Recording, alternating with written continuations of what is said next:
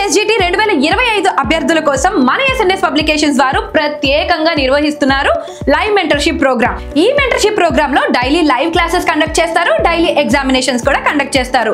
Daily live classes ని record చేసి మన యాప్ లో అప్లోడ్ చేస్తారు. ఎన్నిసార్లు అయినా ఎప్పుడైనా చూసే సదుపాయాన్ని కల్పిస్తూ కేవలం 3,999 రూపాయలకే ఈ లైవ్ మెంటర్షిప్ ప్రోగ్రామ్ ని మీకు అందిస్తున్నారు విత్ 9 బుక్స్ ఫ్రీ ప్యాకేజ్ తో. ఏపీడీఎస్సీ ఎస్జిటి 2025 అభ్యర్థుల కోసం మన ఎస్ఎన్ఎస్ పబ్లికేషన్స్ వారు ప్రత్యేకంగా రూపొందించిన లైవ్ మెంటర్షిప్ ప్రోగ్రామ్ కేవలం 2,999 రూపాయలకే వితౌట్ బుక్స్ అందిస్తున్నారు. అండ్ ఇంకొక విషయం ఏంటి అంటే ఈ లైవ్ క్లాసెస్ ని మీరు ఎప్పుడైనా ఎన్నిసార్లు అయినా చూడొచ్చు, మీ వ్యాలిడిటీ ఉన్నంత వరకు.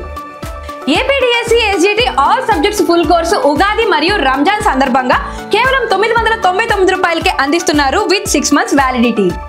APDSC school assistant Telugu content and methods కేవలం 999 రూపాయలకే అందిస్తున్నారు 6 నెలల వ్యాలిడిటీతో. ఏపీడీఎస్సీ స్కూల్ అసిస్టెంట్ గణితం content and methods full course కేవలం 999 రూపాయలకే అందిస్తున్నారు 6 నెలల వ్యాలిడిటీతో. APDSC school assistant biology content and methods full course కేవలం 999 రూపాయలకే అందిస్తున్నారు with 6 months validity. AP school assistant social content and methods all subjects full course కేవలం 999 రూపాయలకే అందిస్తున్నారు with 6 months validity. AP school assistant physical science content and methods కేవలం 2499కే 6 months వ్యాలిడిటీతో అందిస్తున్నారు. AP school assistant English content and methods all subjects package కేవలం 2,499 రూపాయలకే 6 నెలల వ్యాలిడిటీతో అందిస్తున్నారు. APDSC SGT 2025 అభ్యర్థుల కోసం మన ఎస్ఎన్ఎస్ పబ్లికేషన్స్ వారు ఆచార్య మోడల్ టెస్ట్ సిరీస్ ప్రోగ్రామ్ ని రూపొందించారు. ఈ ప్రోగ్రామ్ 90 రోజుల ప్రణాళికతో రూపొందించబడింది. ఈ ప్రోగ్రామ్ లో ప్రతిరోజు ఎగ్జామినేషన్ కండక్ట్ చేస్తారు. ప్రతి ఎగ్జామినేషన్ కి కూడా ఎక్స్ప్లెనేషన్ వీడియో అనేది అప్లోడ్ చేస్తారు. ఈ ప్రోగ్రామ్ కేవలం 999 రూపాయలకే అందిస్తున్నారు ఉగాది మరియు రంజాన్ శుభాకాంక్షలతో. APDSC school assistant 2025 English content and methods అభ్యర్థుల కోసం మన ఎస్ఎన్ఎస్ పబ్లికేషన్స్ వారు 40 days ప్లాన్ తో టెస్ట్ సిరీస్ ప్రోగ్రామ్ ని నిర్వహిస్తున్నారు. ఈ టెస్ట్ సిరీస్ ప్రోగ్రామ్ లో 32 డైలీ టెస్ట్లు, 6 డివిజనల్ టెస్ట్లు, 2 గ్రాండ్ టెస్ట్లు నిర్వహిస్తారు. కావున ప్రతిరోజు ఎగ్జామినేషన్స్ నిర్వహణ, ప్రతిరోజు ఎగ్జామినేషన్ అయిన తర్వాత దాని ఎక్స్ప్లెనేషన్ వీడియో కూడా అప్లోడ్ చేస్తారు. ఎగ్జామ్స్ అయితే స్టార్ట్ అయిపోయాయి, ఇంకా లేట్ చేయకోకుండా జాయిన్ అవ్వాలి అనుకునే వాళ్ళు జాయిన్ అవ్వండి. కేవలం 999 రూపాయలకే ఈ ప్యాకేజ్ అందిస్తున్నారు. ఏపీడీఎస్సీ మ్యాథమెటిక్స్ అభ్యర్థుల కోసం మన ఎస్ఎన్ఎస్ పబ్లికేషన్స్ వారు Aryabhatta 0 to hero model test series programme ని రూపొందించారు. ఈ మోడల్ టెస్ట్ సిరీస్ ప్రోగ్రామ్ 90 రోజుల ప్రణాళికతో రూపొందించింది. ఈ ప్రోగ్రామ్ లో 75 డైలీ టెస్ట్లు, 10 డివిజనల్ టెస్ట్లు, 5 గ్రాండ్ టెస్ట్లు కండక్ట్ చేస్తారు. ప్రతిరోజు ఎగ్జామినేషన్ కండక్ట్ చేస్తారు. ఎగ్జామినేషన్ రిలేటెడ్ ఎక్స్ప్లెనేషన్ వీడియో కూడా అప్లోడ్ చేస్తారు. ఈ ప్యాకేజ్ మొత్తం కేవలం 999 రూపాయలకే అందిస్తున్నారు. ఎవరైనా పర్చేస్ చేసుకోవాలి అనుకుంటే త్వరపడండి. ఏపీడీఎస్సీ స్కూల్ అసిస్టెంట్ సోషల్ అభ్యర్థుల కోసం మన ఎస్ఎన్ఎస్ పబ్లికేషన్స్ వారు బాహుబలి టెస్ట్ సిరీస్ ప్రోగ్రామ్ ని 90 రోజుల ప్రణాళికతో నిర్వహిస్తున్నారు. ఈ టెస్ట్ సిరీస్ ప్రోగ్రామ్ లో 75 డైలీ టెస్ట్లు, 10 డివిజనల్ టెస్ట్లు, 5 గ్రాండ్ టెస్ట్లు కండక్ట్ చేస్తారు. ఎవ్రీడే ఎగ్జామినేషన్ కండక్ట్ చేస్తారు. ఎవ్రీడే ఎగ్జామినేషన్ రిలేటెడ్ వీడియో కూడా ఎక్స్ప్లెనేషన్ వీడియో అప్లోడ్ చేస్తారు. కేవలం 999 రూపీస్కే 4 months వ్యాలిడిటీతో ఈ ప్యాకేజ్ అనేది మీకు అందిస్తున్నారు. APDSC school assistant biological science అభ్యర్థుల కోసం మన ఎస్ పబ్లికేషన్స్ వారు 75 రోజుల ప్రణాళికతో అరిస్టాటిల్ అనే టెస్ట్ సిరీస్ ప్రోగ్రామ్ ని రూపొందించారు. ఈ ప్రోగ్రామ్ లో మీకు డైలీ ఎగ్జామినేషన్స్ కండక్ట్ చేస్తారు. మీ ప్రిపరేషన్ ని మీరు మెరుగుపరచుకోవడానికి ఇలాంటి ఎగ్జామ్స్ చాలా ఉపయోగపడతాయి. అండ్ ఈ ప్రోగ్రామ్ కేవలం 599 రూపాయలకే అందిస్తున్నారు with 4 months validity. AP school assistant physical science అభ్యర్థుల కోసం మన ఎస్ పబ్లికేషన్స్ వారు 75 రోజుల ప్రణాళికతో రూపొందించిన ఒకే ఒక టెస్ట్ సిరీస్ ప్రోగ్రామ్ రూదర్ఫోర్డ్. ఈ టెస్ట్ సిరీస్ ప్రోగ్రామ్ లో మీకు డైలీ ఎగ్జామినేషన్స్ కండక్ట్ చేస్తారు. ఈ ప్యాకేజ్ కేవలం 599 రూపాయలకే అందిస్తున్నారు with 4 months validity. APDSC SGT మరియు ఎస్ఏ అభ్యర్థుల కోసం మన ఎస్ఎన్ఎస్ పబ్లికేషన్స్ వారు Telugu content and methodology work book అనేది రిలీజ్ చేయడం జరిగింది. ఈ వర్క్ బుక్ 6000 పైగా ప్రాక్టీస్ బిట్స్ తో రూపొందించింది. ఈ బుక్ కేవలం 399 రూపాయలకే అందిస్తున్నారు. ప్రముఖ బుక్ షాప్స్ లో ఎక్కడైనా సరే ఈ బుక్ లభిస్తుంది. లేదు అంటే మన అఫీషియల్ వెబ్సైట్ www.sonlinebooks.com లో ఈ బుక్ అనేది లభిస్తుంది. ఏపీడీఎస్సీ ఎస్జిటి మరియు ఎస్ఏ అభ్యర్థుల కోసం మన ఎస్ఎన్ఎస్ పబ్లికేషన్స్ వారు సోషల్ కంటెంట్ వర్క్ బుక్ అనేది రిలీజ్ చేశారు. ప్రస్తుత సిలబస్ ప్రకారం రూపొందించిన ఏకైక పుస్తకం పుస్తకం అండి. ఈ పుస్తకం కేవలం 399 రూపాయలకే అందిస్తున్నారు. ఈ పుస్తకంలో 6000 పైగా ప్రాక్టీస్ బిట్స్ అనేవి రూపొందించడం జరిగింది. ఈ వర్క్ బుక్ అన్ని ప్రముఖ బుక్ షాప్స్ లో కూడా లభిస్తుంది అండ్ మన అఫీషియల్ వెబ్సైట్ www.yesonlinebooks.com లో కూడా లభిస్తుంది. మరిన్ని వివరాలకు సంప్రదించవలసిన phone numbers 8070557777 9032064822. AP constable model test series programme అనేది 45 రోజుల ప్రణాళికతో రూపొందించారు. ఈ ప్రోగ్రామ్ లో మీకు ఫ్రీ రికార్డింగ్ క్లాసెస్ అండ్ మీకు డైలీ ఎగ్జామినేషన్స్ కూడా కండక్ట్ చేస్తారు. ఈ ప్యాకేజ్ మొత్తం 599 రూపాయలకే లభిస్తుంది మన ఎస్ పబ్లికేషన్స్ యాప్ లో. ఇప్పుడే మన ఎస్ పబ్లికేషన్స్ యాప్ ని ఇన్స్టాల్ చేసుకోండి, ఈ ప్రోగ్రామ్ ని పర్చేస్ చేసుకోండి, ఎందుకంటే ఆల్రెడీ ఎగ్జామ్స్ స్టార్ట్ అయిపోయాయి. ఏపీ మరియు తెలంగాణ రీజనింగ్ అభ్యర్థులకు బైలింగ్వల్ క్లాసెస్ కేవలం 99 రూపాయలకే అందిస్తున్నారు విత్ 3 months వ్యాలిడిటీ. ఏపీ మరియు తెలంగాణ అభ్యర్థుల కోసం అర్థమెటిక్ కేవలం 99 రూపాయలకే బైలింగ్వల్ లాంగ్వేజెస్ లో అందిస్తున్నారు with 3 months validity. Telangana DSC SGT 2025 అభ్యర్థుల కొరకు లైవ్ మెంటర్షిప్ ప్రోగ్రామ్ అనేది మన ఎస్ పబ్లికేషన్స్ వారు కండక్ట్ చేస్తున్నారు.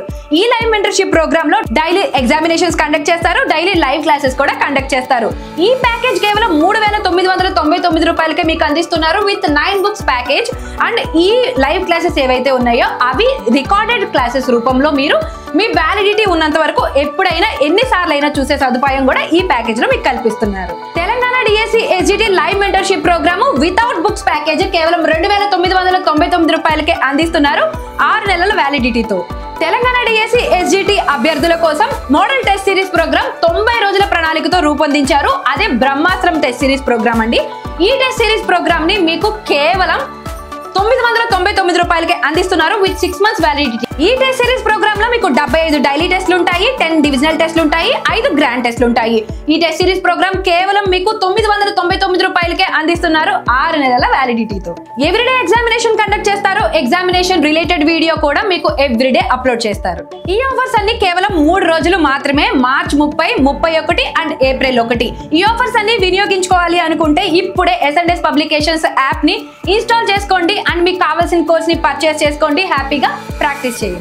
మరిన్ని వివరాలకు సంప్రదించవలసిన ఫోన్ నెంబర్ 8070557777 9032064822. మరింత సమాచారం కోసం మన yes publications social media platforms ని ఇప్పుడే ఫాలో చేసేయండి. And thank you so much for watching. Welcome to yes publications. So మనం ఈ సెషన్లో అత్యంత ముఖ్యమైన అంశాలను పూర్తిగా జనరల్ నాలెడ్జ్ అదేవిధంగా జనరల్ స్టడీస్ కోణంలో అధ్యయనం చేద్దాము. అండ్ అదేవిధంగా ట్రై మెథడ్స్. సో ఈ లైవ్ క్లాసెస్ అనేవి ఏప్రిల్ 5వ తేదీనే ప్రారంభమైపోయినాయి. సో 4 నెలల పాటు వ్యాలిడిటీ ఉంటుంది. 499 రూపీస్కే ఈ కోర్సును ఎస్ పబ్లికేషన్స్ అందిస్తుంది. సో ఎగ్జామినేషన్ సక్సెస్లో అత్యంత కీలకమైన ఈ ట్రై మెథడ్స్ అనే టాపిక్ని మనకు బాలరాజ్ సార్ బోధిస్తున్నారు. కాబట్టి ఈ అవకాశాన్ని ఆస్పిరెంట్స్ అందరూ కూడా వినియోగించుకోండి. సో సెషన్స్ అనేవి నిన్నే స్టార్ట్ అయిపోయినాయి. అండ్ నెక్స్ట్ అదేవిధంగా సోషల్ కంటెంట్కి సంబంధించి 3rd to 10th క్లాసెస్ ఆ కంటెంట్ తోటి లెవెల్ 1, లెవెల్ 2, లెవెల్ 3లుగా క్వశ్చన్స్ డివైడ్ చేసి కాన్సెప్ట్ క్లారిటీ ఉండేలా 6000 బిట్స్ తోటి వర్క్ బుక్ను ఒకదాన్ని ఎస్ పబ్లికేషన్స్ అందుబాటులోకి తెచ్చింది. సోషల్ కంటెంట్తో పాటు తెలుగు కంటెంట్కి సంబంధించిన కూడా ఈ బుక్ అందుబాటులో ఉంది. మీకు దగ్గరగా ఉండే బుక్ షాప్లలో కొనుక్కోవచ్చు. లేదు అంటే yesonlinebooks.comలో మీరు లాగిన్ అయ్యి అక్కడ కూడా పర్చేస్ చేసేందుకు వీలుంటుంది. సో తెలుగుకు సంబంధించింది కూడా ఇదే క్వాలిటీ మెటీరియల్ మీకు అందుబాటులో ఉంది, రైట్. అండ్ నెక్స్ట్ వచ్చేసి మొట్టమొదలు మనము ఒక రాజ్యాంగపరమైన అంశాన్ని డిస్కస్ చేద్దాం. సో ఇక్కడ మనకు ఇష్యూ ఏంటంటే సుప్రీంకోర్టు ఓకే తెలంగాణలో. సో అంతకన్నా ముందు మీకు తెలియాలి ఏంటంటే మనకు బీఆర్ఎస్ పార్టీ అదేవిధంగా కాంగ్రెస్ పార్టీ, తెలంగాణలో కాంగ్రెస్ పార్టీ అధికారంలో ఉంది. బీఆర్ఎస్కు సంబంధించిన 10 మంది ఎమ్మెల్యేలు కాంగ్రెస్లోకి వెళ్ళారు. సో మనకు 10వ షెడ్యూల్ ప్రకారం వీళ్లను అనర్హులుగా ప్రకటించాలి. సో అలా అనర్హులుగా ప్రకటించే అధికారం సభాపతికి ఉంటుంది. వీళ్ళందరూ అసెంబ్లీ మెంబర్స్ ఫిరాయించినారు కాబట్టి అసెంబ్లీ స్పీకర్కే ఆ అధికారం ఉంటుంది. మరి ఆయన నిర్ణయం తీసుకోవటం లేదు. ఎంతకాలం ఆ విధంగా నిర్ణయం తీసుకోకుండా ఉంటారు? సో ఇది మనకు అంశం అన్నమాట. దీనిపైన సుప్రీంకోర్టు ఏం తీర్పు చెప్పింది అంటే, Supreme Court of India addressed petitions regarding delayed disqualification proceedings. Delay చేస్తూ ఉన్నారు, తాత్సారం చేస్తున్నారు, జాప్యం చేస్తూ ఉన్నారు. ఎంతకాలం అట్లా చేస్తారు, రైట్? దీనికి ఒక లిమిట్ అంటూ ఉండాలి అని చెప్పి మనకి ఇప్పుడు తాజాగా తీర్పు చెప్పింది. సో ఇది మనకు అర్థం కావాలి అంటే first of all anti defection law అంటే ఏంటో తెలియాలి. సో భారత రాజ్యాంగంలో మనకు 52వ రాజ్యాంగ సవరణ చట్టం 52వ రాజ్యాంగ సవరణ చట్టం ప్రకారం 10వ షెడ్యూల్లో ఈ ఫిరాయింపు నిరోధక చట్టం లేదా యాంటీ డిఫెక్షన్ లాను ప్రవేశపెట్టారు. సో దీని ప్రకారం ఏంటి అని అంటే ఈ 10వ షెడ్యూల్ నేను 52వ రాజ్యాంగ సవరణ చెప్తున్నాను. ఒక పార్టీ నుంచి గెలిచి 1/3 వంతు మంది మరొక పార్టీలోకి వెళ్ళినా వాళ్ళని అనర్హులుగా ప్రకటించవచ్చు. 1/3 వంతు అంటే ఆ సభ్యులు ఆ పార్టీ సభ్యులు 30 మంది అయితే 30/3 10 లేదా అంతకన్నా తక్కువ మంది పార్టీ ఫిరాయిస్తే వాళ్ళని అనర్హులుగా ప్రకటించవచ్చు. అయితే 91వ రాజ్యాంగ సవరణ చట్టం ద్వారా 91st కాన్స్టిట్యూషన్ అమెండ్మెంట్ యాక్ట్ ద్వారా ఈ 1/3ని కాస్త 2/3గా మార్చారు. అంటే ఇప్పుడు 2/3 డబల్ అయింది. సో అంతమంది ఒక పార్టీ నుంచి ఇంకొక పార్టీకి వెళ్తే వాళ్ళను అనర్హులుగా ప్రకటించవచ్చు. మరి ఇండిపెండెంట్ సంగతి ఏంటి అంటే ఇండిపెండెంట్స్ ఏ పార్టీలో చేరినా కూడా అనర్హులు అవుతారు. నామినేటెడ్ సభ్యుల సంగతి ఏంటి అంటే నామినేటెడ్ సభ్యులు 6 నెలల తర్వాత ఏ పార్టీలో చేరినా సరే వాళ్ళని అనర్హులుగా ప్రకటిస్తారు. కేవలం పార్టీ ఫిరాయిస్తేనే కాదు, ఆ పార్టీ విప్పుకు వ్యతిరేకంగా ఓటు వేసినా సరే సో అనర్హతకు గురయ్యే అవకాశం ఉంటుంది. అక్కడ కండిషన్స్ కొన్ని అప్లై అవుతాయి. సో ఈ విధంగా ఈ ఒక పార్టీ నుంచి ఇంకో పార్టీకి వెళ్ళడం గయారాంలను కట్టడి చేయడం కోసం భారతదేశంలో ఈ భారత పార్లమెంట్ ఈ ఫిరాయింపు నిరోధక చట్టాన్ని తీసుకొని వచ్చింది. ఇక్కడ మనం ఏమంటున్నాం, ఆ సభాపతి నిర్ణయం తీసుకోవాలి. మరి ఆ సభాపతి నిర్ణయం తీసుకోవడం లేదు. సో తాత్సారం చేస్తూ ఉన్నారు. ఇది మనం ఈరోజు కాంగ్రెస్ అధికారంలో ఉంది కాబట్టి చూస్తున్నాం. గతంలో అన్ని ప్రభుత్వాలు చేసినవే ఇవన్నీ కూడా. ఈవెన్ బీఆర్ఎస్లో కూడా కొంతమంది కాంగ్రెస్లోకి వెళ్ళారు. సో అప్పుడు కూడా ఈ ప్రాబ్లమ్స్ అనేవి మనకు తలెత్తినాయి. రైట్. సో మరి యాంటీ డిఫెక్షన్ లా, మరి ఇవంతా జనరల్ స్టడీకి సంబంధించిన అంశాలు. మరి ఈ యాంటీ డిఫెక్షన్ లా ప్రకారం భారతదేశంలో మొట్టమొదటిసారిగా అనర్హతకు గురైన వ్యక్తి ఎవరు అని అంటే లాల్ దౌమా. సో కంపల్సరీగా గుర్తుపెట్టుకోండి, భారతదేశంలో 10th షెడ్యూల్ ప్రకారం డిస్క్వాలిఫై అయిన తొలి వ్యక్తి లాల్ దౌమా. నాకు ఇంకోటి కూడా చెప్తా ఉన్నాను, ఎంపీగానే కాదు ఎమ్మెల్యే కూడా డిస్క్వాలిఫై అయిన వ్యక్తి లాల్ దౌమా. రైట్. సో మరి ఇప్పుడు మనకు ఒక క్వశ్చన్ ఏంటంటే, can constitutional courts direct speakers acting క్వాసి judicial tribunals decide anti defection and disqualification with in a specific time frame. So మీకు తెలుగులో చెప్పాలంటే మరి సభాపతి తాత్సారం చేస్తున్నాడు, అప్పుడు కోర్టులు చెప్పే అధికారం ఉంటుందా? సో నువ్వు ఇంత ఆలస్యం చేయడానికి వెళ్ళలేదు, ఇగో ఈ టైం లోపల నువ్వు నిర్ణయం తీసుకోవాలి అని చెప్పే అధికారం కోర్టులకు లేదా న్యాయ వ్యవస్థలకు ఉంటుందా ఉండదా? సో గ్రూప్ 1 మెయిన్స్ రాసే అభ్యర్థులకు నేరుగా అడిగే ప్రశ్న. అదే మనకు మల్టిపుల్ చాయిస్ ఎగ్జామినేషన్స్లో అయితే which of the following is true అని చెప్పి ఇప్పుడు నేను చెప్పబోయేదాన్ని ఇన్ఫర్మేషన్ని డంప్ చేస్తాడు మీకు. మరి కోర్టులకు అధికారం ఉంటుందా ఉండదా? కోర్టు ఏం చెప్పింది? సో అది మనం చూడాలి. మరి SC stated that it is not powerless if speaker remains indecisive on disqualification of petitions. అంటే అనర్హత ఫిర్యాదులకు సంబంధించి సభాపతిగా నిర్ణయం తీసుకోకుంటే సుప్రీంకోర్టు చేసేందుకు ఏమీ లేదు, సుప్రీంకోర్టుకు అధికారం ఏమీ లేదు అనుకోకండి. సుప్రీంకోర్టు అనేది ఆ అధికారాన్ని కలిగి లేదు, పవర్లెస్. నామకే వాస్తే అని మీరు అనుకోవడానికి వీలు లేదు. సుప్రీంకోర్టుకు అధికారం ఉంది అని చెప్పి కోర్టే చెప్పింది. Right. So while courts cannot dictate the outcome of disqualification petition, they can direct the speaker to decide within a reasonable period. అంటే ఎంతలోగా నువ్వు నిర్ణయం తీసుకోవాలి, ఈ సమయంలోగా నువ్వు నిర్ణయం తీసుకోవాలి అని చెప్పే అధికారం మాత్రం కోర్టులకు ఉంటుంది. రైట్. అయితే నువ్వు అతన్ని అనర్హుడిని చేయి లేదా అనర్హుడి చేయకు అని చెప్పదు, కానీ ఏదో ఒక నిర్ణయం తీసుకో, అలా అన్నా ఇలా అన్నా ఏదో ఒకలా నిర్ణయం తీసుకో, ఇంత లోపల సమయం తీసుకో అని చెప్పే హక్కు ఉంటుంది, కానీ నిర్ణయాన్ని ప్రభుత్వం చేయదు. మళ్ళీ నిర్ణయం వెలువడిన తర్వాత అప్పుడు సమీక్షించవచ్చు అంటే ఎస్, నిర్ణయం వెలువడిన తర్వాత కూడా సమీక్షించవచ్చు. ఎందుకంటే 10వ షెడ్యూల్లో తెలిపిన నియమావళి ప్రకారమే ఈ నిర్ణయం ఉందా లేదా అనేది అప్పుడు మళ్ళీ పరిశీలించవచ్చు. కానీ నిర్ణయాన్ని ఇన్ఫ్లుయెన్స్ చేయలేము, ఇంతలోపు నిర్ణయం తీసుకో అని చెప్పు. నిర్ణయం తీసుకున్న తర్వాత కూడా సమీక్ష చేయొచ్చు. మరి నిర్ణయం తీసుకున్న తర్వాత సమీక్ష చేయొచ్చు అని ఎప్పుడు చెప్పిందంటే కిహోటా వర్సెస్ జార్జులు అనే కేసులో కోర్టు పేర్కొంది. రైట్. సో మరి అవి మాత్రమే కాకుండా మరికొన్ని కోర్టు కేసును ఇక్కడ ప్రస్తావించినాం. So Keisham Meghachandra Singh versus speaker Manipur legislative అసెంబ్లీలో సుప్రీంకోర్టు చెప్పిందనమాట. సో ఇంత టైం లోపల మీరు నిర్ణయం తీసుకోండి, ఎక్కువగా మీరు జాప్యం చేయడానికి వీలు లేదు అని చెప్పి పేర్కొందనమాట. Next, if the speaker fails to act, okay, in case speaker గాన నిర్ణయం తీసుకోవడంలో విఫలం చెందితే the SC can revoke its extraordinary powers under article 142. So speaker నిర్ణయం తీసుకోవడంలో జాప్యం చేస్తూ ఉంటే, ఉద్దేశపూర్వకంగా దీన్ని పక్కన పెడితే, అప్పుడు సుప్రీంకోర్టు ఆర్టికల్ 142 ప్రకారం తనకుండే విచక్షణ అధికారాలను వినియోగించుకునేందుకు వీలుగా ఉంటుంది. సో ఈ విధంగా మనకు సుప్రీంకోర్టు ఈ యాంటీ డిఫెక్షన్ లాకు సంబంధించి చాలా అంశాలను తెలియజేసింది అనమాట. రైట్. సో ఎగ్జామినేషన్కి ఇంపార్టెంట్, మీరు ప్రిలిమ్స్ రాసినా మెయిన్స్ రాసినా కూడా మనకు అడుగుతారు. సో మీకేం చెప్పినాను, ఈ 52వ రాజ్యాంగ సవరణ చట్టం ద్వారా మనకు 10th షెడ్యూల్ అనేది చేరింది. యాంటీ డిఫెక్షన్ల 1985లో ఇది మనకు జరిగింది. అదేవిధంగా 91 ద్వారా దీన్ని సవరించారు. సో 91 రాజ్యాంగ సవరణ చట్టం 2 అంశాలు ఉంటాయి.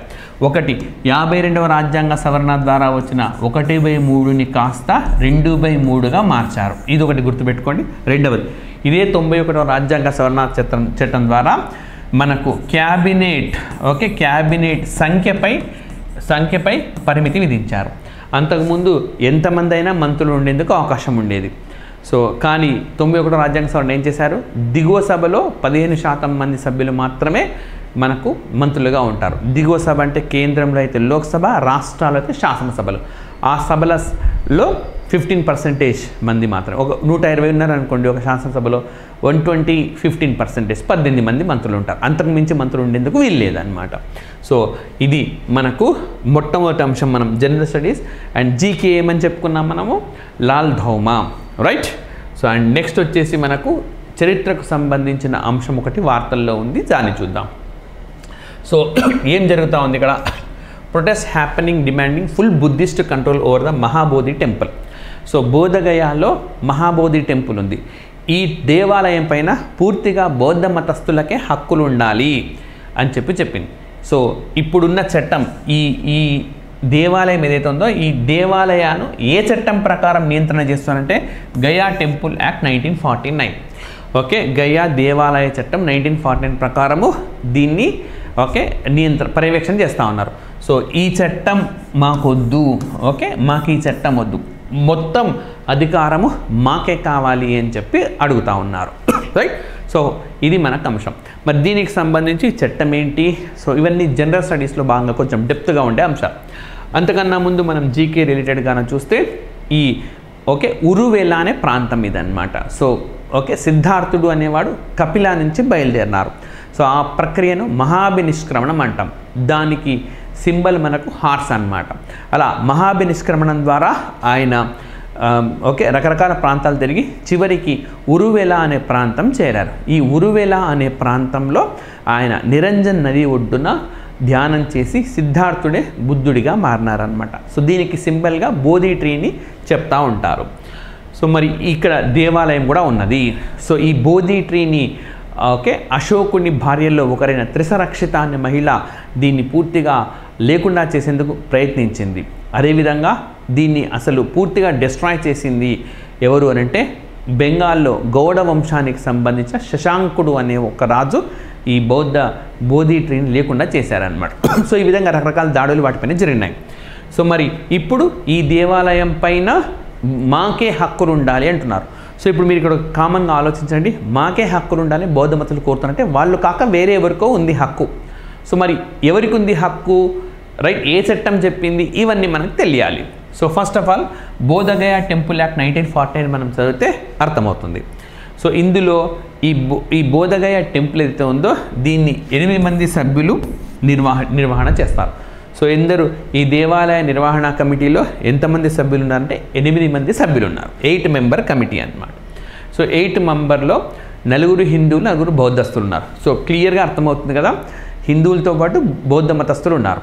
ఇప్పుడు వీళ్ళు ఏమంటున్నారు, ఆ హిందువులు కాదు మాకే ఉండాలి, మా మతానికి సంబంధించింది కదా, ఎందుకంటే ఈ బౌద్ధ దేవాలయంలో హిందూ ఆచారాలు అమలవుతూ ఉన్నాయి, దానికి మేము వ్యతిరేకిస్తున్నాము అని స్పష్టంగా ఈ ఫిబ్రవరి నెల నుంచి వాళ్ళు పెద్ద ఎత్తున ధర్నా చేస్తూ ఉన్నారు. రైట్. అండ్ మరి దీనికి ఒక హిందూ డిస్ట్రిక్ట్ మ్యాజిస్ట్రేట్ లేదా అతను ఒక ఎక్స్ అఫీషియో చైర్మన్ అంటే గౌరవ చైర్మన్గా ఉంటారన్నమాట. రైట్. సో మరి దీన్ని 2013లో సవరించినారు. So if the district magistrate is non Hindu, okay, she should nominate a Hindu as chairman. So ఎందుకంటే జిల్లా కలెక్టర్ జనరల్గా ఏంటంటే డిస్ట్రిక్ట్ మ్యాజిస్ట్రేట్ జిల్లా కలెక్టరే గౌరవ చైర్మన్గా ఉంటారు. ఇన్ కేస్ జిల్లా అక్కడ కేవలం హిందువులు బౌద్ధ మతస్థులే ఉండాలి కదా, మరి బౌద్ధ మతస్థుడు అతనైతే అతనే ఉంటాడు, లేదా హిందూ మతస్థుడు అయితే హిందూ ఉంటాడు. కానీ ఆ జిల్లాకు కలెక్టర్గా మనకు ఈ ఇద్దరు మతస్థులు కాకుండా వేరే వాళ్ళు వస్తే అప్పుడు ఈ హిందూ లేదా బౌద్ధ మతానికి సంబంధించిన వాళ్ళని ప్రతిపాదిస్తారనమాట. సో అది మనకు కాన్సెప్ట్ ఇక్కడ. సో ఇట్లా ఉంది. మరి ఈ డిస్ప్యూట్ ఎవల్యూషన్ ఏ విధంగా ఈ వివాదం అన్నది మనకు మెల్లిమెల్లిగా వస్తూ ఉన్నది. సో ఫస్ట్ ఆఫ్ ఆల్ ఈ మహాబోధి దేవాలయాన్ని నిర్మించింది ఎవరు అని అంటే మౌర్య సామ్రాజ్యానికి సంబంధించిన అశోకుడు చక్రవర్తి, మౌర్య సామ్రాజ్యపు చక్రవర్తి అశోకుడు. సో ఇతను బౌద్ధ మతాన్ని స్వీకరించినారనమాట. కళింగ యుద్ధం తర్వాత మరి హింసకు తావు లేకుండా ఉండాలి అన్న ఉద్దేశంతో వారు బౌద్ధ మతాన్ని స్వీకరించినారు. మరి ఆ తర్వాత shrine was managed by Buddhist for years. So 13వ శతాబ్దం వరకు కూడా, సో అంటే అశోకుడు ఎప్పుడు 260 అయితే ఆ 260 సంవత్సరాలు, ఆ తర్వాత సుమారుగా 1300 సంవత్సరాల పాటు మొత్తం బౌద్ధ మతస్థుల ఆధీనంలోనే ఉండింది. అయితే ఆ తర్వాత బక్తియార్ ఖిల్జీ దీనిపైన దాడి చేశారు. ఈ బక్తియార్ ఖిల్జీ నలంద యూనివర్సిటీని డిస్ట్రాయ్ చేశారు, అదేవిధంగా విక్రమ్శిలా యూనివర్సిటీని డిస్ట్రాయ్ చేశారు. ఇప్పుడు ఆ విక్రమ్శిలా యూనివర్సిటీని రివైవ్ చేయాలనుకుంటున్నారు. నలంద యూనివర్సిటీని ఆల్రెడీ రివైవ్ చేశారు.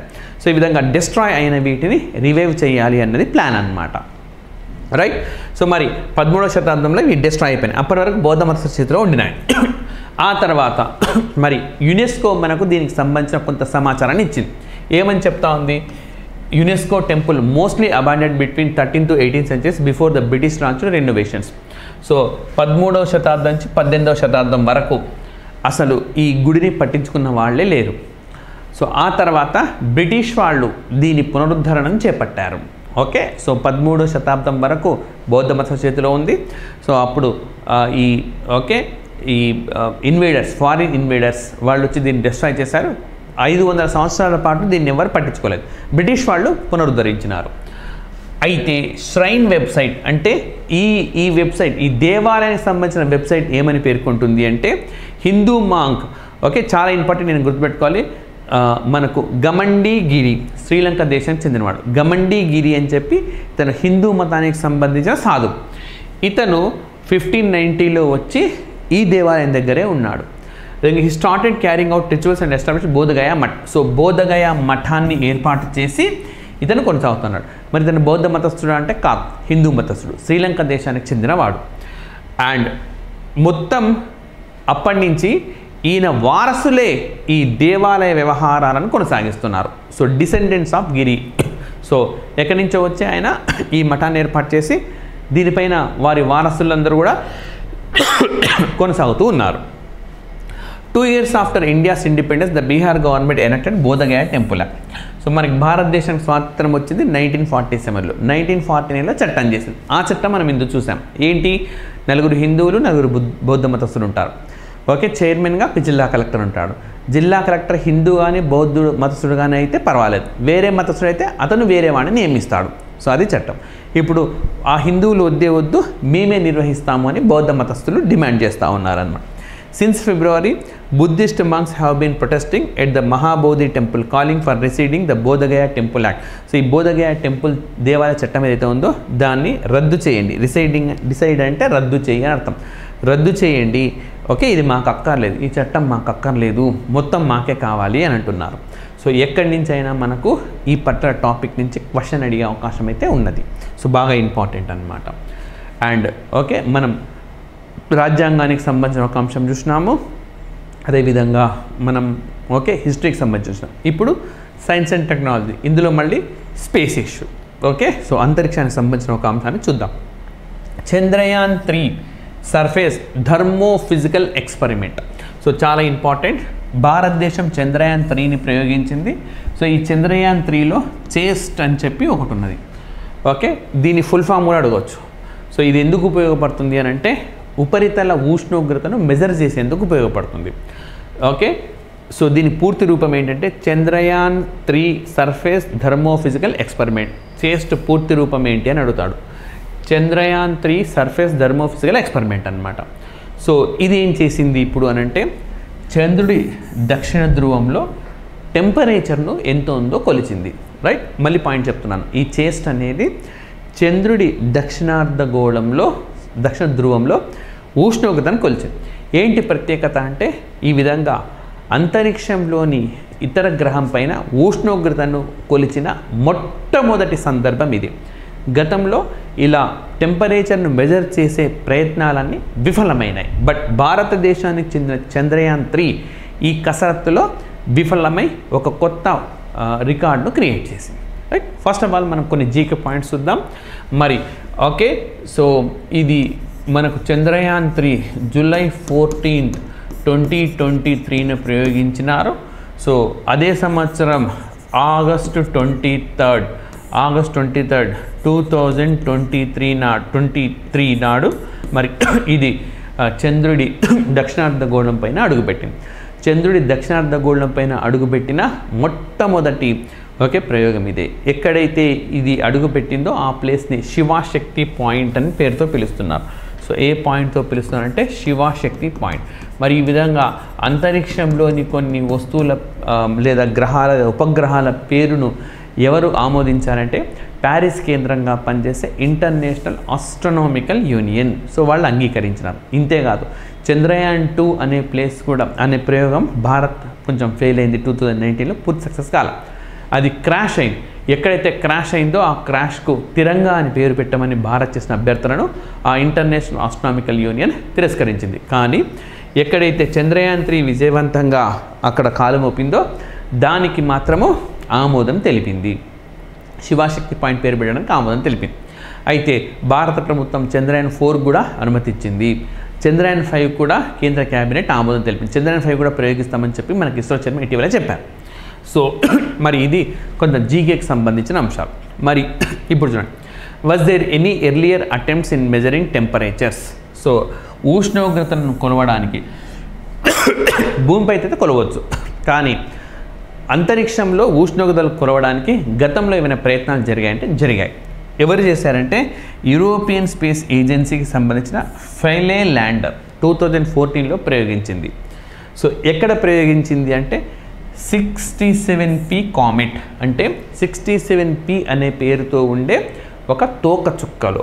ఓకే, సో తోకచుక్క దానిపైన టెంపరేచర్ ఎంత ఉందో మెజర్ చేయడానికి ప్రయత్నం చేసింది, విఫలమైంది.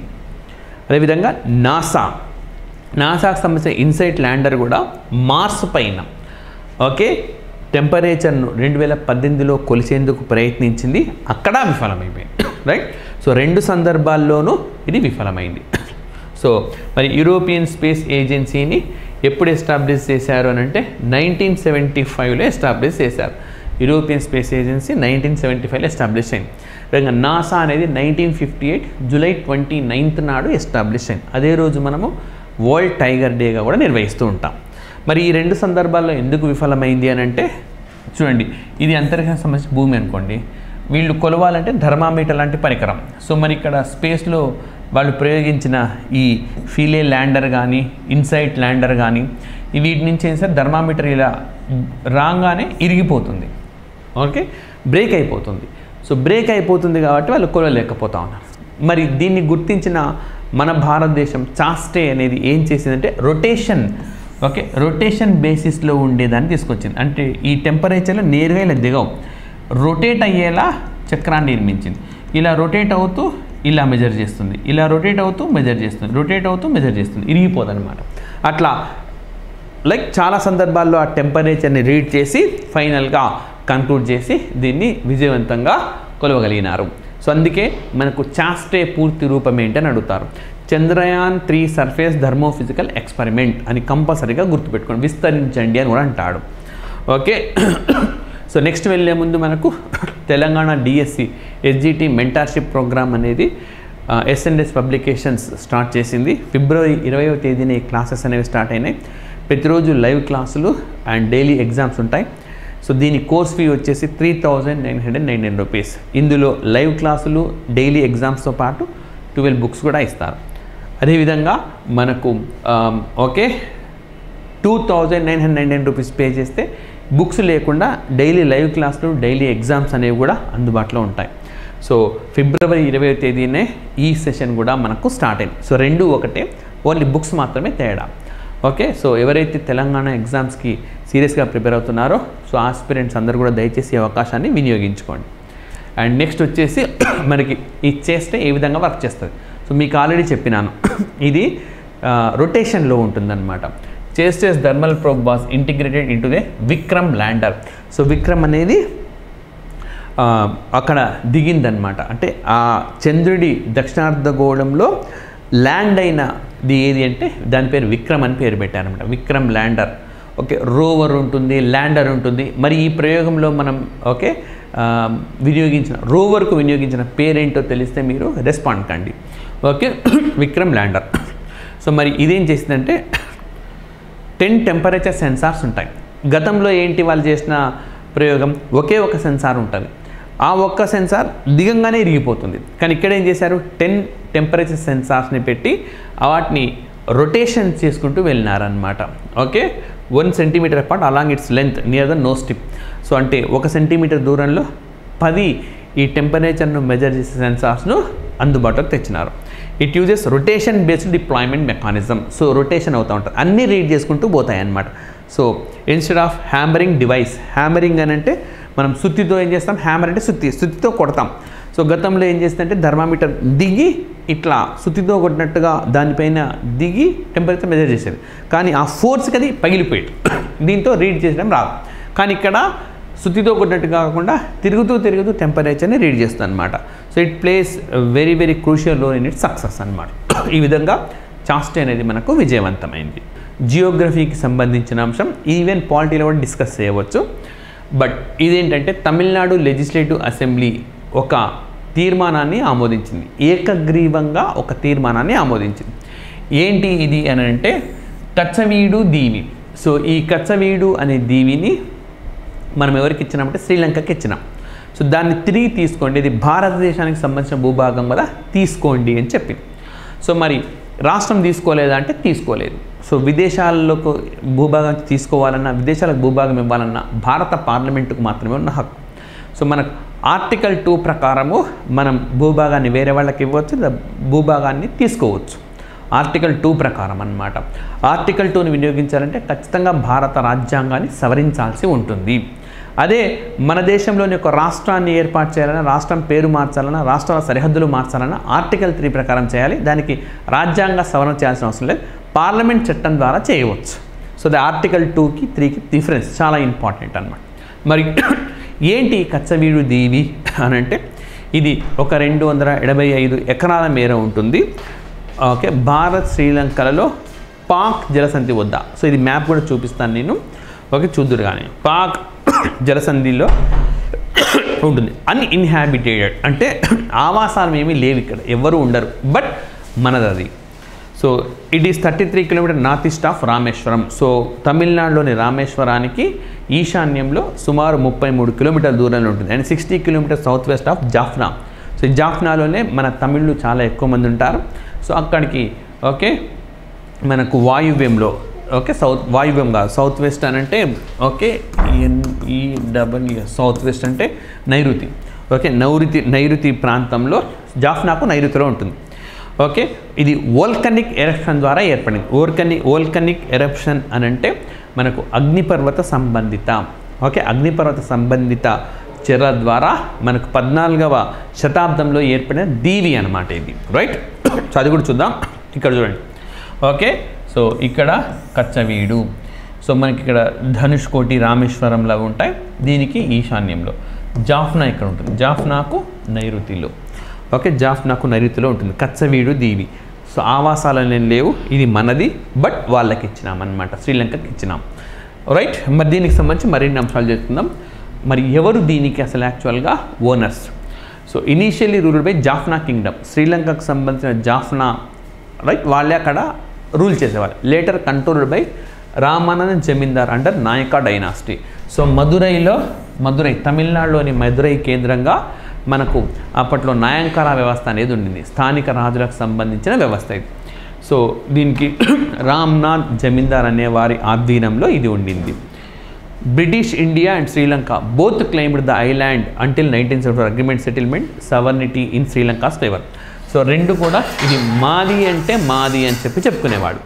అయితే 1974లో ఇరు దేశాల మధ్య ఒప్పందం కుదిరిన ఈ ఒప్పందంలో ఏంటంటే దీన్ని శ్రీలంకకు అప్పగించినారు. నాటి ఇందిరాగాంధీ ప్రభుత్వం దీన్ని శ్రీలంకకు అప్పగించింది. సో అలా అప్పగించడం అనేది వివాదాస్పదంగా మారిందన్నమాట. సో మరి మనం ముందే అనుకున్నాం అగ్నిపర్వత సంబంధిత అంశాల ద్వారా మనకిది ఏర్పాటాయి. సో మరి ఓకే, ఈ వోల్కనిక్ ఐలాండ్స్ ఏ విధంగా ఫామ్ అవుతాయి? సో మీకైతే అగ్నిపర్వతానికి సంబంధించిన యాక్టివిటీ తెలిసే ఉంటుంది. So magma okay or molten rock ఇది ఏం చేస్తుందంటే ఈ అగ్నిపర్వతంలోని వెంట్ నుంచి బయటికి వెదజల్లుతుంది. ఓకే, బయటకు వచ్చేస్తుంది. బయటకు వచ్చిన దాకా మనం లావా అంటాం కదా, మ్యాగ్మాని లావా అని అంటాం.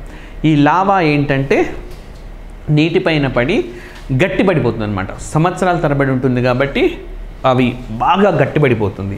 సో ఈ గట్టి పడిపోయి పర్వతాల రూపంలోకి మారుతుంది, రైట్. అండ్ మెల్లిమెల్లిగా ఇవే మనకు దీవులుగా మారిపోతాయి. మనం చూస్తున్న అండమాన్ నికోబార్ ఈ విధంగా ఏర్పాటైంది. సో సింపుల్గా చెప్పాలనంటే లావా అనేది గట్టిగా మారితే, సాలిడ్గా మారితే అది భూమి అనుకుంటాం మనం, బట్ అది వోల్కనిక్ ఐలాండ్ అన్నమాట. Volcanic island. సో అయితే ఒక్కొక్కసారి ఈ ఐలాండ్స్ మనకు ఇంకా కళ్ళ మీద కనపడతాయి అన్నమాట. ఓకే, కళ్ళ కనపడతా ఉంటాయి, ఆవాసాలు ఉంటాయి. బట్ ఎప్పుడైతే కళ్ళకు కనపడకుండా లోపలనే ఉండిపోయాను అనుకోండి, సముద్ర మట్టంలోకే ఆగిపోయాను అనుకోండి, అప్పుడు వాటిని సీ మౌంట్స్ అంటారు, సముద్ర పర్వతాలు అంటారు. ఇవి కూడా అప్పుడప్పుడు వార్తల్లో ఉంటాయి మనకు. రీసెంట్గా మనకు ఈ హిందూ మహాసముద్రంలో Nikitin seamount, okay Nikitin seamount, దానికి మన అశోకుడి పేరు పెట్టమని రిక్వెస్ట్ చేస్తే యునెస్కో అంగీకరించింది. సో ఆ విధంగా సీ మౌంట్స్ అనేవి కూడా ఉంటాయి. ఓకే, సో అది మనకు జియోగ్రఫీకి సంబంధించి డిస్కస్ చేసిన. నెక్స్ట్ వస్తే మనకు ఎకానమీకి సంబంధించిన అంశం ఒకటి చూద్దాం. సో ఫార్మ్ మెకనైజేషన్ అంటే వ్యవసాయ యాంత్రీకరణలో భారత్ వెనకబడింది అని చెప్పి పార్లమెంటరీ కమిటీ పేర్కొంది. సో ఈ వ్యవసాయానికి సంబంధించిన యాంత్రీకరణలో లైక్ బ్రెజిల్ అలాంటి అంటే ఇంకా అభివృద్ధి చెందుతూ ఉన్న దేశమైన బ్రెజిల్ కంటే కూడా భారత్ బాగా వెనకబడింది అని చెప్పి పార్లమెంటరీ కమిటీతో పాటు వ్యవసాయ శాస్త్రవేత్తలు కూడా పేర్కొన్నారు. ఈ నేపథ్యంలో ఈ అంశం మనకు వార్తల్లోకి వచ్చింది. అసలు ఫార్మ్ మెకనైజేషన్ లేదా వ్యవసాయ యాంత్రీకరణ అంటే ఏంటి? It refers to development and use of machines that can replace human and animal power in agriculture process. So వ్యవసాయం చేయడంలో మనుషులు కానీ జంతువులు కానీ కాకుండా మెషిన్లను, యంత్రాలను ఉపయోగించడమే యాంత్రీకరణ లేదా మెకనైజేషన్ అని అంటాం అన్నమాట, రైట్. సో మరి what percentage of mechanisation achieved by India? So మనం ఓకే భారతదేశం ఎప్పటి నుంచో అనేక పథకాలను అమలు చేస్తాను. ఆ పథకాలన్నింటినీ కూడా నేను మీకు ఓకే ఇప్పుడు ఇస్తాను. మరి ఓకే పథకాలన్నింటినీ అమలు చేస్తున్నప్పటికీ దాదాపుగా ఎంత మేర సాధించామంటే 47% మేరనే సాధించినాం మనం. ఓకే 47% మించి మెకనైజేషన్ సాధించలేదు. అంటే మనుషులపైన జంతువులపైన ఆధారపడి ఉన్నాం ఇంకా. సో మరి చైనా అయితే 60%, బ్రెజిల్ అయితే ఏకంగా 75% అనేది సాధించింది. మనం మెకనైజేషన్ సాధించలేకపోవడం వల్ల ఉత్పత్తి పైన ప్రభావం పడతా ఉన్నది. దీంతో ఆహార భద్రత కూడా ముప్పు ఉండే అవకాశం మనకుంది. సో మరి ఓకే ఏమి ఇనిషియేటివ్స్ తీసుకుంది ఆ వ్యవసాయాన్ని యాంత్రీకరించడానికి కేంద్రం ఇప్పటిదాకా ఏమైనా చేసిందా పథకాలంటే? ఎస్.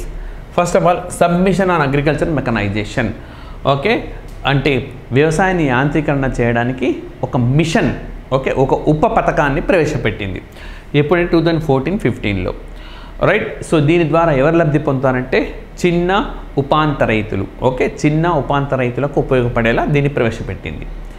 అయినప్పటికీ పూర్తిస్థాయిలో సాధించలేకపోయింది. అదేవిధంగా అగ్రికల్చర్ ఇన్ఫ్రాస్ట్రక్చర్ ఫండ్ అంటే వ్యవసాయంలో మౌలిక సదుపాయాలను పెంపొందించడానికి ఒక నిధిని కూడా క్రియేట్ చేసింది.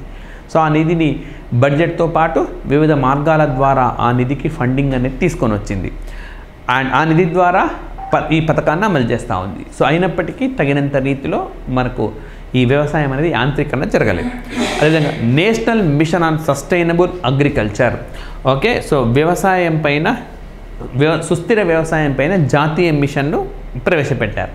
ఇందులో ఏంటి ఓకే, మారుతున్న వాతావరణ పరిస్థితులను అవగాహన చేసుకొని వ్యవసాయ రంగంలో యాంత్రీకరణను ప్రవేశపెట్టాలి. సో మనకి ఇప్పుడు ఋతుపవన కాలంలోనే వర్షాలు వచ్చేవి, ఇప్పుడు మారిపోయినాయి, అకాల వర్షాలు వస్తూ ఉన్నాయి.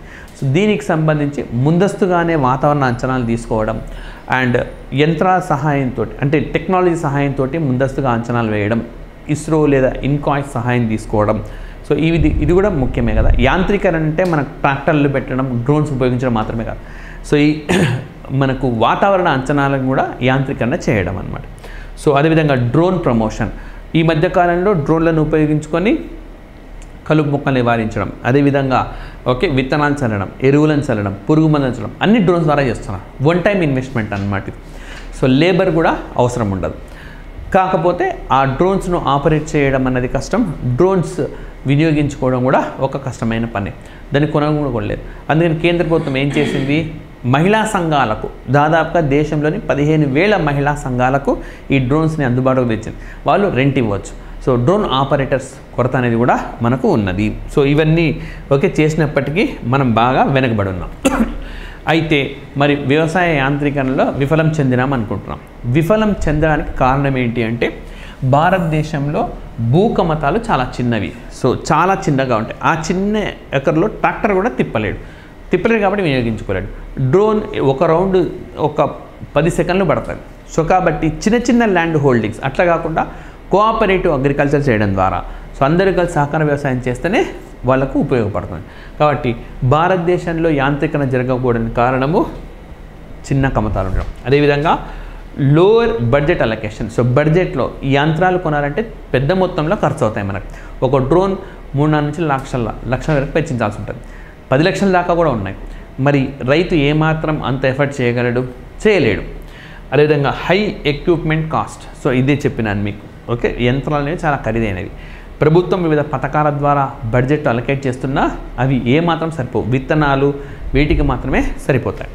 అదేవిధంగా ఇన్ఫ్రాస్ట్రక్చర్, లైక్ ఫర్ ఎగ్జాంపుల్ ఒక డ్రోన్ కొనుక్కున్నాడు అనుకోండి, దానికి ఎలక్ట్రిసిటీ కావాలి. ఎలక్ట్రిసిటీ సదుపాయాలు సరిగ్గా లేవు. ఒక ట్రాక్టర్ కొనుక్కున్న తమ పొలానికి తీసుకెళ్లేందుకు రోడ్స్ అనేవి ఉండవు. సో మౌలిక సదుపాయాల లేమి కూడా ఒక పెద్ద సమస్య. అదేవిధంగా lack of awareness and training.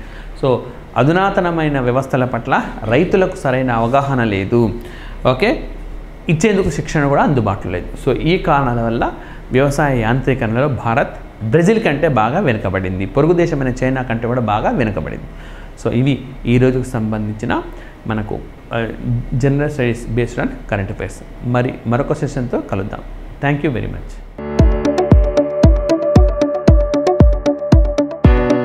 APDSC SGT 2025 అభ్యర్థుల కోసం మన ఎస్ఎన్ఎస్ పబ్లికేషన్స్ వారు ప్రత్యేకంగా నిర్వహిస్తున్నారు లైవ్ మెంటర్షిప్ ప్రోగ్రామ్. ఈ మెంటర్షిప్ ప్రోగ్రామ్ లో డైలీ లైవ్ క్లాసెస్ కండక్ట్ చేస్తారు, డైలీ ఎగ్జామినేషన్స్ కూడా కండక్ట్ చేస్తారు. డైలీ లైవ్ క్లాసెస్ ని రికార్డ్ చేసి మన యాప్ లో అప్లోడ్ చేస్తారు. ఎన్నిసార్లు అయినా ఎప్పుడైనా చూసే సదుపాయాన్ని కల్పిస్తూ కేవలం 3,999 రూపాయలకే ఈ లైవ్ మెంటర్షిప్ ప్రోగ్రామ్ ని మీకు అందిస్తున్నారు విత్ 9 బుక్స్ ఫ్రీ ప్యాకేజ్ తో. ఏపీడీఎస్సీ ఎస్జిటి 2025 అభ్యర్థుల కోసం మన ఎస్ఎన్ఎస్ పబ్లికేషన్స్ వారు ప్రత్యేకంగా రూపొందించిన లైవ్ మెంటర్షిప్ ప్రోగ్రామ్ కేవలం 2,999 రూపాయలకే వితౌట్ బుక్స్ అందిస్తున్నారు. అండ్ ఇంకొక విషయం ఏంటి అంటే ఈ లైవ్ క్లాసెస్ ని మీరు ఎప్పుడైనా ఎన్నిసార్లు అయినా చూడొచ్చు, మీ వ్యాలిడిటీ ఉన్నంత వరకు. APDSC SGT all subjects full course Ugadi మరియు రంజాన్ సందర్భంగా కేవలం 999 రూపాయలకే అందిస్తున్నారు with 6 months validity. APDSC school assistant Telugu content and methods కేవలం 999 రూపాయలకే అందిస్తున్నారు 6 నెలల వ్యాలిడిటీతో. ఏపీడీఎస్సీ స్కూల్ అసిస్టెంట్ గణితం content and methods full course కేవలం 999 రూపాయలకే అందిస్తున్నారు 6 నెలల వ్యాలిడిటీతో. APDSC school assistant biology content and methods full course కేవలం 999 రూపాయలకే అందిస్తున్నారు with 6 months validity. AP school assistant social content and methods all subjects full course కేవలం 999 రూపాయలకే అందిస్తున్నారు with 6 months validity. AP school assistant physical science content and methods కేవలం 2499కే 6 months వ్యాలిడిటీతో అందిస్తున్నారు. AP school assistant English content and methods all subjects package కేవలం 2,499 రూపాయలకే 6 నెలల వ్యాలిడిటీతో అందిస్తున్నారు. APDSC SGT 2025 అభ్యర్థుల కోసం మన ఎస్ఎన్ఎస్ పబ్లికేషన్స్ వారు ఆచార్య మోడల్ టెస్ట్ సిరీస్ ప్రోగ్రామ్ ని రూపొందించారు. ఈ ప్రోగ్రామ్ 90 రోజుల ప్రణాళికతో రూపొందించబడింది. ఈ ప్రోగ్రామ్ లో ప్రతిరోజు ఎగ్జామినేషన్ కండక్ట్ చేస్తారు. ప్రతి ఎగ్జామినేషన్ కి కూడా ఎక్స్ప్లెనేషన్ వీడియో అనేది అప్లోడ్ చేస్తారు. ఈ ప్రోగ్రామ్ కేవలం 999 రూపాయలకే అందిస్తున్నారు. ఉగాది మరియు రంజాన్ శుభాకాంక్షలతో. APDSC school assistant 2025 English content and methods అభ్యర్థుల కోసం మన ఎస్ఎన్ఎస్ పబ్లికేషన్స్ వారు 40 డేస్ ప్లాన్ తో టెస్ట్ సిరీస్ ప్రోగ్రామ్ ని నిర్వహిస్తున్నారు. ఈ టెస్ట్ సిరీస్ ప్రోగ్రామ్ లో 32 డైలీ టెస్ట్లు, 6 డివిజనల్ టెస్ట్లు, 2 గ్రాండ్ టెస్ట్లు నిర్వహిస్తారు. కావున ప్రతిరోజు ఎగ్జామినేషన్స్ నిర్వహణ, ప్రతిరోజు ఎగ్జామినేషన్ అయిన తర్వాత దాని ఎక్స్ప్లెనేషన్ వీడియో కూడా అప్లోడ్ చేస్తారు. ఎగ్జామ్స్ అయితే స్టార్ట్ అయిపోయాయి. ఇంకా లేట్ చేయకుండా జాయిన్ అవ్వాలి అనుకునే వాళ్ళు జాయిన్ అవ్వండి. కేవలం 999 రూపాయలకే ఈ ప్యాకేజ్ అందిస్తున్నారు. ఏపీడీఎస్సీ మ్యాథమెటిక్స్ అభ్యర్థుల కోసం మన ఎస్ఎన్ఎస్ పబ్లికేషన్స్ వారు Aryabhatta 0 to hero model test series programme ని రూపొందించారు. ఈ మోడల్ టెస్ట్ సిరీస్ ప్రోగ్రామ్ 90 రోజుల ప్రణాళికతో రూపొందించింది. ఈ ప్రోగ్రామ్ లో 75 డైలీ టెస్ట్లు, 10 డివిజనల్ టెస్ట్లు, 5 గ్రాండ్ టెస్ట్లు కండక్ట్ చేస్తారు. ప్రతిరోజు ఎగ్జామినేషన్ కండక్ట్ చేస్తారు. ఎగ్జామినేషన్ రిలేటెడ్ ఎక్స్ప్లెనేషన్ వీడియో కూడా అప్లోడ్ చేస్తారు. ఈ ప్యాకేజ్ మొత్తం కేవలం 999 రూపాయలకే అందిస్తున్నారు. ఎవరైనా పర్చేస్ చేసుకోవాలి అనుకుంటే త్వరపడండి. ఏపీడీఎస్సీ స్కూల్ అసిస్టెంట్ సోషల్ అభ్యర్థుల కోసం మన ఎస్ఎన్ఎస్ పబ్లికేషన్స్ వారు బాహుబలి టెస్ట్ సిరీస్ ప్రోగ్రామ్ ని 90 రోజుల ప్రణాళికతో నిర్వహిస్తున్నారు. ఈ టెస్ట్ సిరీస్ ప్రోగ్రామ్ లో 75 డైలీ టెస్ట్లు, 10 డివిజనల్ టెస్ట్లు, 5 గ్రాండ్ టెస్ట్లు కండక్ట్ చేస్తారు. ఎవ్రీడే ఎగ్జామినేషన్ కండక్ట్ చేస్తారు. ఎవ్రీడే ఎగ్జామినేషన్ రిలేటెడ్ వీడియో కూడా ఎక్స్ప్లెనేషన్ వీడియో అప్లోడ్ చేస్తారు. కేవలం 999 రూపీస్ కే 4 months వ్యాలిడిటీతో ఈ ప్యాకేజ్ అనేది మీకు అందిస్తున్నారు. APDSC school assistant biological science అభ్యర్థుల కోసం మన ఎస్ పబ్లికేషన్స్ వారు 75 రోజుల ప్రణాళికతో అరిస్టాటిల్ అనే టెస్ట్ సిరీస్ ప్రోగ్రామ్ ని రూపొందించారు. ఈ ప్రోగ్రామ్ లో మీకు డైలీ ఎగ్జామినేషన్స్ కండక్ట్ చేస్తారు. మీ ప్రిపరేషన్ ని మీరు మెరుగుపరచుకోవడానికి ఇలాంటి ఎగ్జామ్స్ చాలా ఉపయోగపడతాయి. అండ్ ఈ ప్రోగ్రామ్ కేవలం 599 రూపాయలకే అందిస్తున్నారు with 4 months validity. AP school assistant physical science అభ్యర్థుల కోసం మన ఎస్ పబ్లికేషన్స్ వారు 75 రోజుల ప్రణాళికతో రూపొందించిన ఒకే ఒక టెస్ట్ సిరీస్ ప్రోగ్రామ్ రూదర్ఫోర్డ్. ఈ టెస్ట్ సిరీస్ ప్రోగ్రామ్ లో మీకు డైలీ ఎగ్జామినేషన్స్ కండక్ట్ చేస్తారు. ఈ ప్యాకేజ్ కేవలం 599 రూపాయలకే అందిస్తున్నారు with 4 months validity. APDSC SGT మరియు ఎస్ఏ అభ్యర్థుల కోసం మన ఎస్ఎన్ఎస్ పబ్లికేషన్స్ వారు Telugu content and methodology work book అనేది రిలీజ్ చేయడం జరిగింది. ఈ వర్క్ బుక్ 6000 పైగా ప్రాక్టీస్ బిట్స్ తో రూపొందించింది. ఈ బుక్ కేవలం 399 రూపాయలకే అందిస్తున్నారు. ప్రముఖ బుక్ షాప్స్ లో ఎక్కడైనా సరే ఈ బుక్ లభిస్తుంది. లేదు అంటే మన అఫీషియల్ వెబ్సైట్ www.sonlinebooks.com లో ఈ బుక్ అనేది లభిస్తుంది. ఏపీడీఎస్సీ ఎస్జిటి మరియు ఎస్ఏ అభ్యర్థుల కోసం మన ఎస్ఎన్ఎస్ పబ్లికేషన్స్ వారు సోషల్ కంటెంట్ వర్క్ బుక్ అనేది రిలీజ్ చేశారు. ప్రస్తుత సిలబస్ ప్రకారం రూపొందించిన ఏకైక పుస్తకం అండి. ఈ పుస్తకం కేవలం 399 రూపాయలకే అందిస్తున్నారు. ఈ పుస్తకంలో 6000 పైగా ప్రాక్టీస్ బిట్స్ అనేవి రూపొందించడం జరిగింది. ఈ వర్క్ బుక్ అన్ని ప్రముఖ బుక్ షాప్స్ లో కూడా లభిస్తుంది.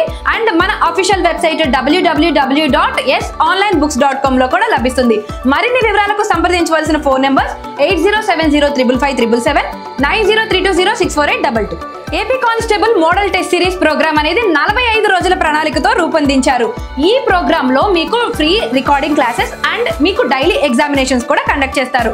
ఈ ప్యాకేజ్ మొత్తం 599 రూపాయలకే లభిస్తుంది మన ఎస్ పబ్లికేషన్స్ యాప్ లో. ఇప్పుడే మన ఎస్ఎన్ఎస్ పబ్లికేషన్స్ యాప్ ని ఇన్స్టాల్ చేసుకోండి. ఈ ప్రోగ్రామ్ ని పర్చేస్ చేసుకోండి. ఎందుకంటే ఆల్రెడీ ఎగ్జామ్స్ స్టార్ట్ అయిపోయాయి. ఏపీ మరియు తెలంగాణ రీజనింగ్ అభ్యర్థులకు బైలింగ్వల్ క్లాసెస్ కేవలం 99 రూపాయలకే అందిస్తున్నారు విత్ 3 months వ్యాలిడిటీ. ఏపీ మరియు తెలంగాణ అభ్యర్థుల కోసం అర్థమెటిక్ కేవలం 99 రూపాయలకే బైలింగ్వల్ లాంగ్వేజెస్ లో అందిస్తున్నారు with 3 months validity. Telangana DSC SGT 2025 అభ్యర్థుల కొరకు లైవ్ మెంటర్షిప్ ప్రోగ్రామ్ అనేది మన ఎస్ఎన్ఎస్ పబ్లికేషన్స్ వారు కండక్ట్ చేస్తున్నారు. ఈ లైవ్ మెంటర్షిప్ ప్రోగ్రామ్ లో డైలీ ఎగ్జామినేషన్స్ కండక్ట్ చేస్తారు. డైలీ లైవ్ క్లాసెస్ కూడా కండక్ట్ చేస్తారు. ఈ ప్యాకేజ్ కేవలం 3999 రూపాయలకే మీకు అందిస్తున్నారు విత్ 9 books ప్యాకేజ్. అండ్ ఈ లైవ్ క్లాసెస్ ఏవైతే ఉన్నాయో అవి రికార్డెడ్ క్లాసెస్ రూపంలో మీరు మీ వ్యాలిడిటీ ఉన్నంత వరకు ఎప్పుడైనా ఎన్నిసార్లు అయినా చూసే సదుపాయం కూడా ఈ ప్యాకేజ్ లో మీకు కల్పిస్తున్నారు. Telangana DSC SGT live mentorship programme without books package కేవలం 2999 రూపాయలకే అందిస్తున్నారు 6 నెలల వ్యాలిడిటీతో. తెలంగాణ డిఎస్సీ ఎస్జిటి అభ్యర్థుల కోసం మోడల్ టెస్ట్ సిరీస్ ప్రోగ్రామ్ 90 రోజుల ప్రణాళికతో రూపొందించారు. అదే బ్రహ్మాస్త్రం టెస్ట్ సిరీస్ ప్రోగ్రామ్ అండి. ఈ టెస్ట్ సిరీస్ ప్రోగ్రామ్ ని మీకు కేవలం 999 రూపాయలకే అందిస్తున్నారు విత్ 6 months వ్యాలిడిటీ. ఈ టెస్ట్ సిరీస్ ప్రోగ్రామ్ లో మీకు 75 డైలీ టెస్ట్లు ఉంటాయి, 10 డివిజనల్ టెస్ట్లు ఉంటాయి, 5 గ్రాండ్ టెస్ట్లు ఉంటాయి. ఈ టెస్ట్ సిరీస్ ప్రోగ్రామ్ కేవలం మీకు 999 రూపాయలకే అందిస్తున్నారు 6 నెలల వ్యాలిడిటీతో. ఎవ్రీడే ఎగ్జామినేషన్ కండక్ట్ చేస్తారు. ఎగ్జామినేషన్ రిలేటెడ్ వీడియో కూడా మీకు ఎవ్రీడే అప్లోడ్ చేస్తారు. ఈ ఆఫర్స్ అన్ని కేవలం 3 రోజులు మాత్రమే, మార్చ్ 30, 31 అండ్ ఏప్రిల్ 1. ఈ ఆఫర్స్ అన్ని వినియోగించుకోవాలి అనుకుంటే ఇప్పుడే ఎస్ఎండ్ఎస్ పబ్లికేషన్స్ యాప్ ని ఇన్స్టాల్ చేసుకోండి అండ్ మీకు కావాల్సిన కోర్స్ ని పర్చేస్ చేసుకోండి, హ్యాపీగా ప్రాక్టీస్ చేయండి. మరిన్ని వివరాలకు సంప్రదించవలసిన ఫోన్ నెంబర్ 8070557777, 9032064822. మరింత సమాచారం కోసం మన yes publications social media platforms ని ఇప్పుడే ఫాలో చేసేయండి. And thank you so much for watching.